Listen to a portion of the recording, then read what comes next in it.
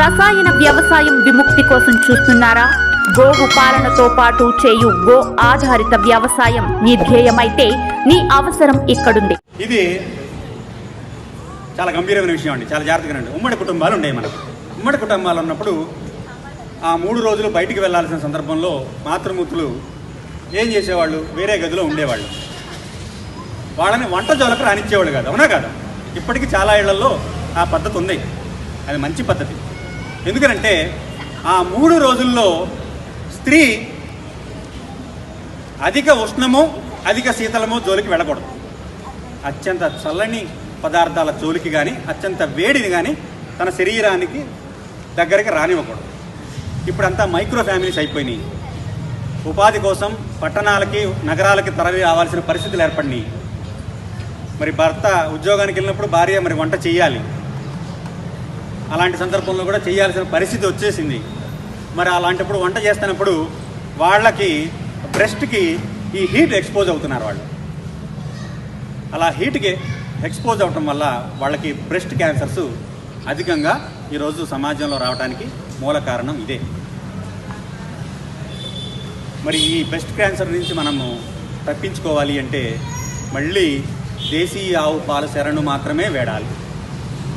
దేశీయ ఆవు పాలల్లో స్ట్రాంటియం ఏంటిదండి?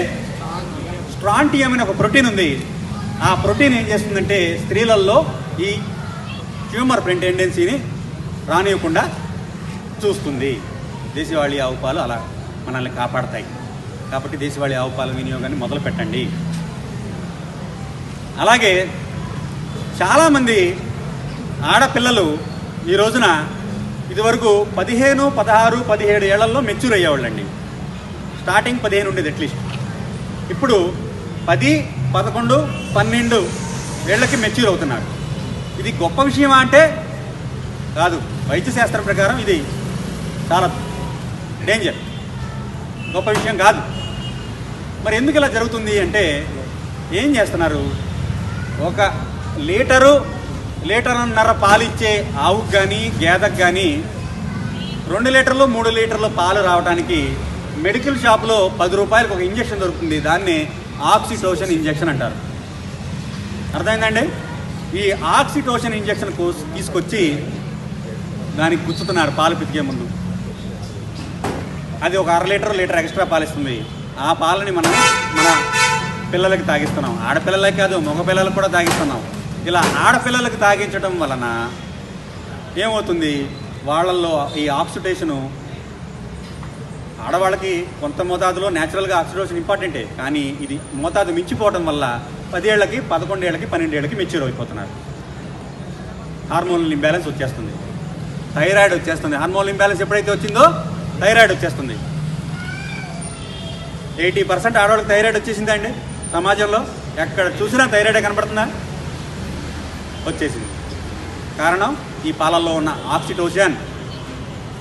మరి ప్రపంచంలో అందానికి సంబంధించి సర్జరీలు ఏమంటారు? వాటిని ప్లాస్టిక్ సర్జరీలు. మగవాళ్ళు ఎక్కువ చేయించుకుంటారా, ఆడవాళ్ళు ఎక్కువ చేయించుకుంటారా? మీరు ఆశ్చర్యపోతారు, మగవాళ్ళు ఎక్కువ చేయించుకుంటున్నారంట. కారణం ఏంటంటే ఈ ఆక్సిటోసిన్ పాలు తాగటం వల్ల మగవాళ్ళలో వక్షోజాలు వస్తున్నాయండి, హార్మోనల్ ఇంబ్యాలెన్స్ వల్ల. ఇది దౌర్భాగ్య పరిస్థితి. ఎక్సెస్ బ్రెస్ట్ని వాళ్ళు రిమూవ్ చేయించుకునే ప్లాస్టిక్ సర్జరీ ప్రపంచంలో నెంబర్ 1 సర్జరీ ఇప్పుడు. This is because of oxytocin in your milk. కాబట్టి మీరు తాగుతుంది పాలా అండి? పాలు విషం తాగుతున్నారు మీరు. కాబట్టి మీరు చేయాల్సిందేంటి? పాలని మార్చాలి. పాలని వెంటనే మార్చాలి మనం. అలాగే